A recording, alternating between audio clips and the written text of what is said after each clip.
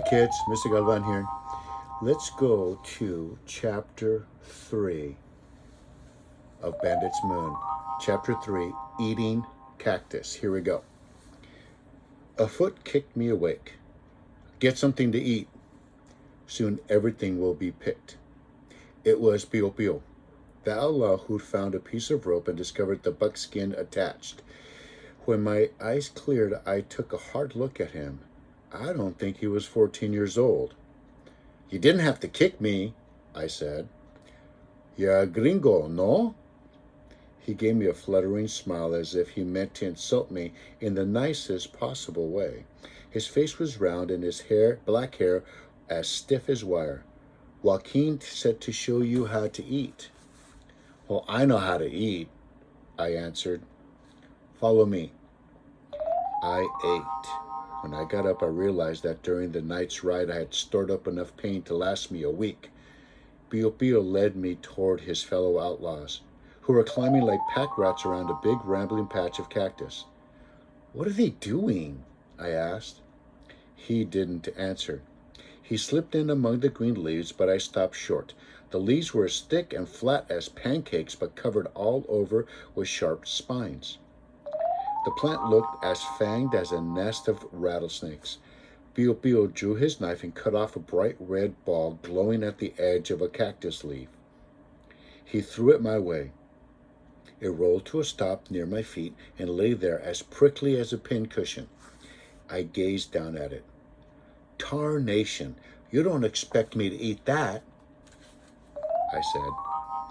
That must have struck him as dumb as the dumb gringo question. I had a feeling that he wasn't entirely joyous at having to look after me. He kept tossing out more of the red pincushions.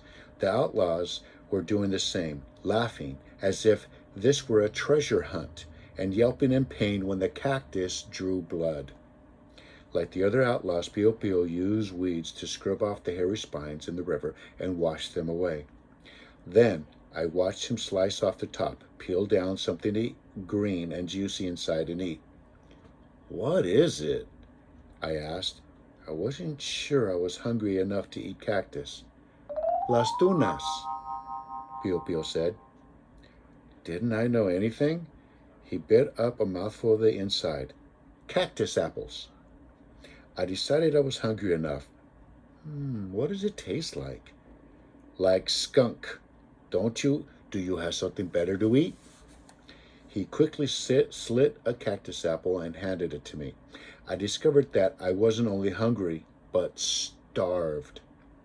I wish I were back home, back in my mother's kitchen before we set out for the West.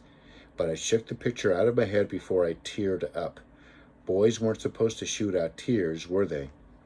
I picked up the defanged pincushion carefully and gave it a sniff. It smelled fresh. Pio Pio was kidding about the skunk. After a taste, I went at my breakfast noisily and with enthusiasm, the way Pio Pio did. The cactus apple was shot through with small seeds, like grape seeds, but I spit out all around. The pulp that remained was sweet. Pio Pio seemed pleased with the juicy sounds I was making and trimmed me another. How old are you? I asked. Old enough, he answered. How long have you been an outlaw? I don't know. A year, maybe. How come? What happened? He turned his big dark eyes on me. You gringos drove us off my father's rancho. Me? I protested. I never laid eyes on your rancho. You gringos stole everything. The gold we were digging, our cattle, even a pot of chili out of our oven. Everything. Stop calling me a gringo. Those thieves were no friends of mine. Why didn't you go to the sheriff? There are laws, you know. I see, Yankee laws. What good is that? The gringos chased us with clubs. We had to run for our lives. I don't believe it, I said. You don't know anything, Pio Pio said simply.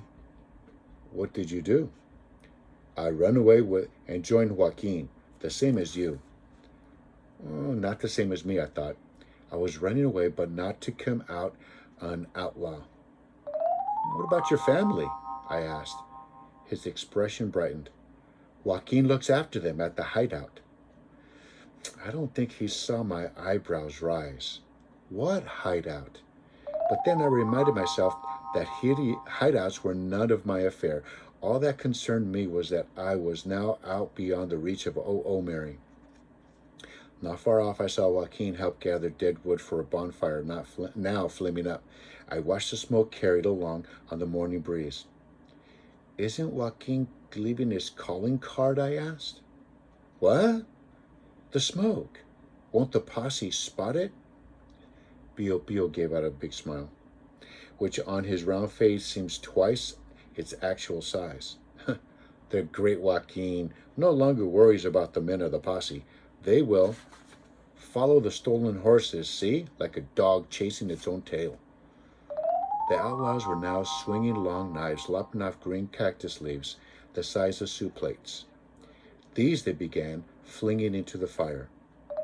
I wanted to ask what they were doing, but I didn't want to keep asking dumb gringo questions. As if reading my mind, Bio said, to burn off the cactus leaves, or needles. You outlaws eat the leaves? To feed the horses. Don't you know anything? I watched the cactus needles catch fire. Like so many little candles, then quickly burn out the twists of smoke. Bio stations himself at the fire, spearing leaves that were singed and ready for the animals. He flung a blackened piece that landed with a few sparks at my feet. I suppose he meant it for the horses I'd been riding, so I picked it up. At that moment, I caught Joaquin's eye on me. I didn't want him to think that I couldn't take care of myself, so I approached the pale buckskin as if I knew exactly what I was doing. I held out the cactus leaf to the horse's lips. She ate it away in a couple of crunchy bites. I went back to the fire and got her a couple more pieces. Joaquin came over and hunkered down again, almost sitting on his spurs. We sleep for a few hours.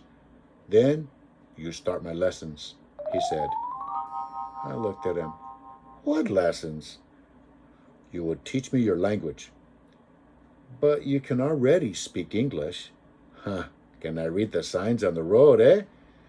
Can I read the holdups the newspapers blame on me? Sadly, no.